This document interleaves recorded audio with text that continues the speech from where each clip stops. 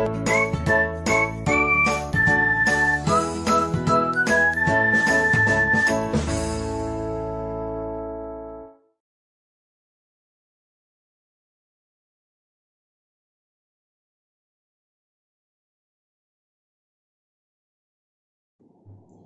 back students. I'm your business studies teacher Munira Farooq from Smart Indian Model School. बच्चों हमारा जो chapter चल रहा था प्रीवियसली फॉर्म्स ऑफ ऑर्गेनाइजेशन, उसमें हमने कोऑपरेटिव सोसाइटी डिस्कस किया था. It is a fourth form of business organization. इससे पहले हम जो पढ़ चुके हैं partnership, joint Hindu family and sole proprietorship. Cooperative society में हमने डिस्कस किया उसका मीनिंग और उसके features. Now today we are going to discuss merits and demerits of cooperative society. थोड़ा सा मैं रिवीजन करा दूं कि कोऑपरेटिव सोसाइटी एक्चुअल में होती क्या है. It is a voluntary organization है और ये इसमें जो मेंबर्स होते हैं उनकी लिमिट होती है, यानी कि कोई भी 10 मेंबर्स, मैक्सिमम 10 मेंबर्स इसको फॉर्म कर सकते हैं सोसाइटी को. और इसमें जो रजिस्ट्रेशन होता है वो मैंडेटरी होता है. और ये लोग क्यों इस ऑर्गेनाइजेशन को बनाते हैं? फॉर म्यूचुअल अंडरस्टैंडिंग से और म्यूचुअल बेनिफिट्स के लिए, एक दूसरे की हेल्प करने के लिए it is a form of organisation is formed, right. तो इसमें जो कैपिटल इन्वेस्ट होती है वो कौन करता है? मेंबर्स ही इसकी जो शेयर कैपिटल होती है उसको रेस करते हैं. और जैसे कि इसके कुछ हमने फीचर्स पढ़े थे जिससे इसका मीनिंग और अच्छे से समझ में आ जाएगा. As you can see on the screen, number 1 is as we say that it is a voluntary organisation. Voluntary association होती है और एनी मेंबर कैन एग्जिट और take entry at any period of time, यानी कि कोई इसमें mandatory नहीं है कि आप एक बार एंट्री कर दिए तो आप उसमें एग्जिट नहीं कर सकते. It is a voluntary organisation. For example, कोई फार्मर है तो वो कोई ज्वाइन कर सकता है एग्रीकल्चर सोसाइटी अगर बनाई है किसी ने, या कोई कंज्यूमर है तो वो क्या ज्वाइन कर सकता है? Consumer society. और members can leave the society whenever they desire, यानी कि जब उनकी मर्जी हो या जब वो कंटिन्यू नहीं कर पाए, सोसाइटी में सर्वाइव नहीं कर पा रहे हैं, उनको आगे कंटिन्यू नहीं कर पा रहे हैं, तो क्या कर सकते हैं? इसको एग्जिट भी कर सकते हैं इस सोसाइटी से. ऐसा कोई, और उनके एग्जिट करने से, किसी भी पार्टनर के एग्जिट करने से या उसकी डेथ हो जाने से या उसकी इंसॉल्वेंट हो जाने से, इस जो हमने सोसाइटी फॉर्म की है, कंज्यूमर सोसाइटी, एग्रीकल्चर सोसाइटी, जो भी एक कोऑपरेटिव सोसाइटी फॉर्म की, उस पर कोई असर नहीं पड़ेगा. इट इज़ जस्ट बिकॉज इसकी देखो सेकंड जो फीचर है हमारा, लीगल स्टेटस. क्योंकि ये लीगल स्टेटस है, यानी कि इट इज़ लीगली रजिस्टर्ड होती है ये. like the cooperative organization gets a separate legal entity, which means the cooperative society is considered separate from its member. अपने जो इसके members हैं वो उसकी उनकी एंटिटी और अपनी जो आइडेंटिटी है इस बिजनेस की वो एक अलग होती है. इट इज़ जस्ट बिकॉज क्योंकि उसका रजिस्ट्रेशन हो चुका होता है, वो एग्जिट करती है कहीं ना कहीं किसी न किसी फॉर्म में, ठीक है. तो इसका नेक्स्ट के लिमिटेड लाइबिलिटी होती है, इसमें अनलिमिटेड लाइबिलिटी नहीं होती है. और कंट्रोल की अगर हम बात करें, in a cooperative society the power to take decision lies in the hands of an electing manager committee. क्या होता है कि जब ये मेंबर्स होते हैं तो ये मिलकर वोट करते हैं, इसमें वोटिंग राइट होता है. वोट करने के बाद एक मैनेजिंग कमेटी बनाते हैं और सारे डिसीजन जो है वो मैनेजिंग कमेटी जो है इसके डील करती है.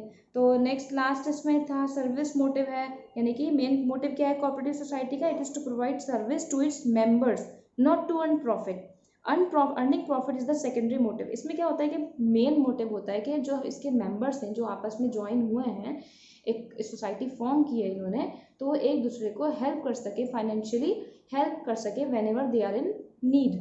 लास्ट है equal voting right. The cooperative society, इसमें क्या होता है कि डेमोक्रेटिक फॉर्म में चलती है ये, राइट.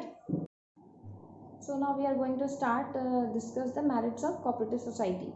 Now number 1 हम देखो डिस्कस करेंगे इक्वलिटी इन वोटिंग स्टेटस. पहला मेरिट जो है, पहला जो बेनिफिट होता है कोऑपरेटिव ऑर्गेनाइजेशन का किसी भी, क्या है कि इक्वल वोटिंग स्टेटस होता है. यानी कि one man one vote follow करते हैं, यानी कि जितने भी मेंबर्स हैं उस ऑर्गेनाइजेशन के या उस सोसाइटी के, क्या करते हैं? इक्वल राइट होता है उन्हें और इक्वल चांस होता है पार्टिसिपेट करने का मैनेजमेंट में, ठीक है. अगर वो जैसे सपोज के कोई एक बार एक मैनेजिंग कमेटी में एक बार सेलेक्ट हो गया, तो इसका मतलब नेक्स्ट टर्न पे उस दूसरे मेंबर को राइट होता है कि वो भी पार्टिसिपेट कर सके. ऐसा नहीं है कि हर बार एक ही मेंबर जो है वो, या 2 मेंबर या 3 मेंबर जो हैं कॉन्टिन्यूसली या रिपीटेडली जो डिसीजन मेकिंग राइट्स हैं उसको एंजॉय करेंगे.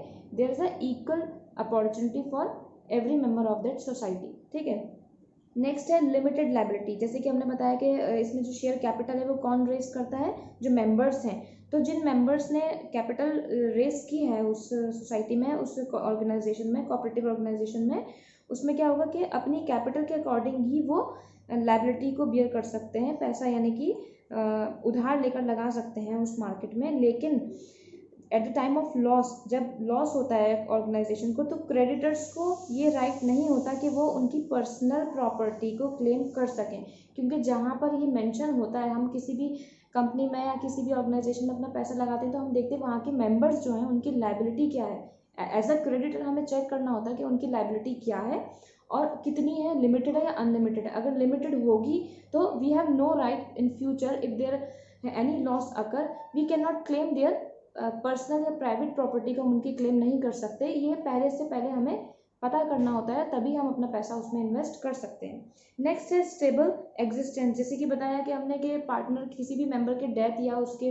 इंसॉल्वेंट हो जाने से या उसके चले जाने से उस फॉर्म से उस ऑर्गेनाइजेशन का क्या होता है, एग्जिस्टेंस बनी रहती है, क्योंकि वो लीगली रजिस्टर्ड है और उसकी एक अपनी सेपरेट लीगल एंटिटी है, यानी कि वो अपनी एक जगह एग्जिस्ट करती है। ऐसा नहीं है कि उसके मेंबर्स कम हो रहे हैं या मेंबर्स जा रहे हैं छोड़ के तो वो बिजनेस ही खत्म हो जाए, तो उसकी स्टेबल एग्जिस्टेंस होती है। नेक्स्ट है economical functioning.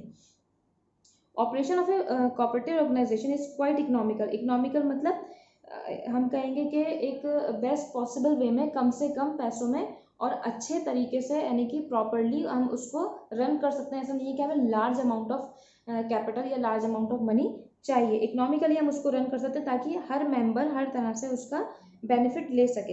Activities are perform by the members themselves and while purchasing goods और raw material middleman are eliminated. इसमें क्या होता है कि हम देखते हैं कंपनी में अगर हम कोई रॉ मटेरियल खरीद के ला रहे हैं तो बहुत सारे मिडिलमैन होते हैं, बहुत सारे एग्जीक्यूटिव्स होते हैं जो हमारे पास आते हैं और हमें अपनी फैक्ट्रीज में जो उनका प्रोडक्शन चल रहा होता है जिन कंपनीज का, वो अपने प्रोमोटर्स को या अपने मिडिलमैन को या फिर एग्जीक्यूटिव्स को भेजते हैं, रिप्रेजेंटेटिव्स को भेजते हैं रॉ मटेरियल को सेल आउट कराने के लिए बहुत लार्ज और वास्ट लेवल पर। लेकिन जब हम बात करते हैं कोऑपरेटिव सोसाइटी के, यहाँ हम जो भी चीज़ परचेस करेंगे या रॉ मटेरियल खरीदेंगे तो वो मेंबर्स खुद ही एक्टिव होते हैं, खुद ही सब कुछ पार्टिसिपेट करते हैं, so that there is a middleman charge और कमीशन कैन बी इरेडिकेट और eliminate from that purchasing.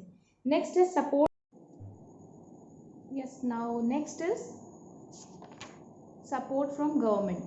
The cooperative organization get various benefits. Government से cooperative organization को बहुत सारे फ़ायदे होते हैं, बहुत सारे कंसेशंस हैं, रिबेट्स हैं, जो टैक्स में हमें रिबेट मिलती है, जो छूट मिलती है, रिबेट को बोलते हैं हम, वो टैक्स में हमें मिल जाती है तब जब हम कोई कोऑपरेटिव ऑर्गेनाइजेशन फॉर्म करते हैं, ठीक है। या कोई हम रॉ मटेरियल खरीद रहे हैं, हमारा कोई प्रोडक्शन कंसर्न है which comes under the forms of cooperative organisation, तो हमें वहाँ रॉ मटेरियल की अगर ज़रूरत पड़ती है तो उसमें हमें सब्सिडी मिलती है। सब्सिडाइज रेट मतलब जो मार्केट रेट है उनसे हमें कम रेट में वो प्रोडक्ट यानी कि वो रॉ मटेरियल गवर्नमेंट जो है वो अवेलेबल कराती है ऐसे सोसाइटीज़, कंज्यूमर कोऑपरेटिव सोसाइटीज़ को, ठीक है।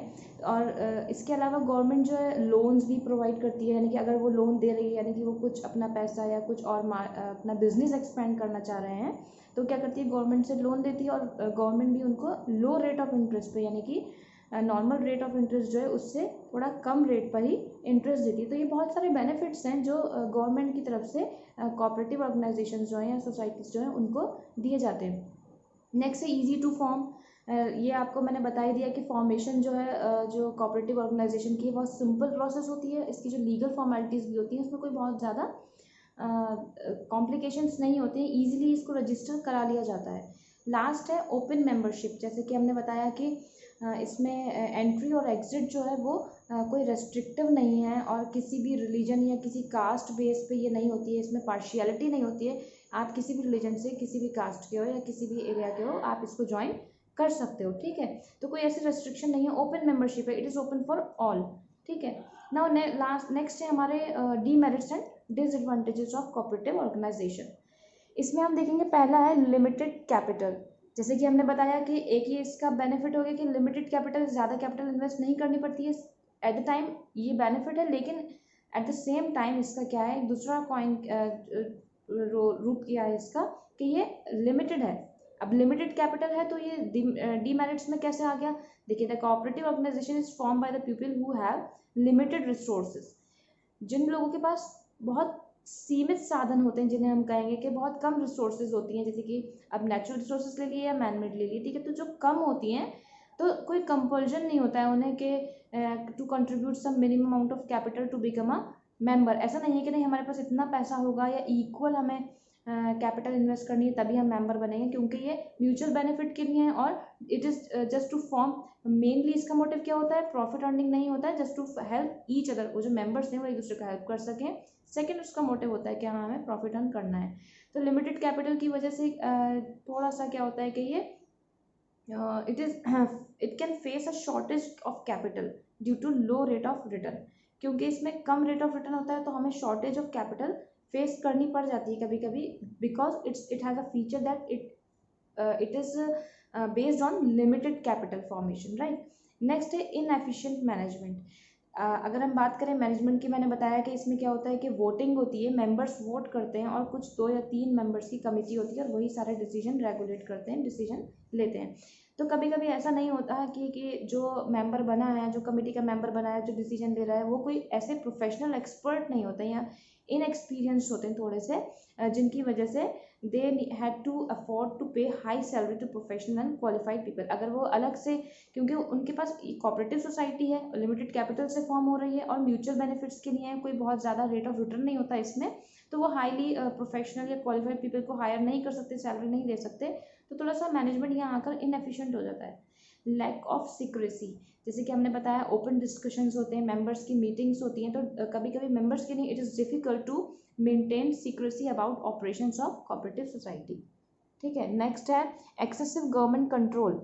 इसमें क्या है, excessive government control as cooperative organisation get various concessions and benefits. अब जहाँ हमने बात की थी कि गवर्नमेंट इसमें बेनिफिट्स देती है, आपको कंसेशंस देती है, तो वहाँ एट द सेम टाइम क्या होता है कि गवर्नमेंट का कंट्रोल भी ज़्यादा, जाहिर सी बात है, जो आपको सपोर्ट कर रहा है, जो प्रोवाइड कर रहा है आपको सारी फैसिलिटीज़, तो उसका कंट्रोल भी रहेगा आपके ऊपर और चेक भी रहेगा कि आप क्या कर रहे हो, कैसे कर रहे हो। और जो आपके जितने भी अकाउंट्स होते हैं वो भी ऑडिट किए जाएंगे, क्योंकि कभी कभी कहीं ऐसा होता है कि कुछ फ्रॉड करके कहीं कोई गवर्नमेंट को जो होते फेक पेपर्स दिखा के एक एज अ कोऑपरेटिव सोसाइटी और वो कंसेशन ना ले लें, बेनिफिट्स ना ले लें, तो government has to keep an like an eagle eye on these organisation. उनको चेक करना पड़ता है, ऑडिट करने पड़ते हैं, अकाउंट्स ऑडिटर्स उनको हायर करने पड़ते हैं।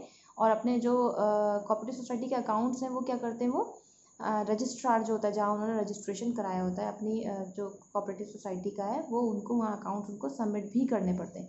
All these regulation restrict the flexibility. तो कहीं ना कहीं जितने थोड़े रेस्ट्रिक्शन आ जाते हैं, जस्ट बिकॉज द कहेंगे हम ज़्यादा कंट्रोल जो हो जाता है गवर्नमेंट का, उसकी वजह से जो हमने जिस पर्पज़ से बनाई हुई होती है उस वो सोसाइटी, तो उसमें थोड़ी सी फ्लेक्सिबिलिटी और एफिशिएंसी जो है वो कम हो जाती है।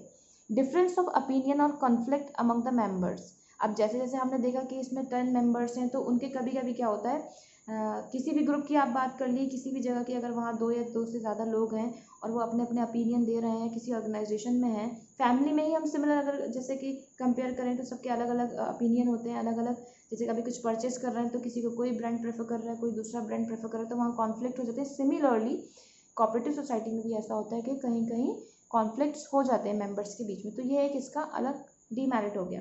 तो आज हमने इसके मेरिट्स और डीमेरिट्स डिस्कस कर लिए बच्चों। नेक्स्ट वीडियो में अब हम इसका जो टाइप्स हैं विच इज़ इम्पॉर्टेंट, ठीक है, तो इसके टाइप्स हम डिस्कस करेंगे। टिल देन रिवीजन करिए जो आपको नोट्स दिए हैं, and have a good day, bye, take care.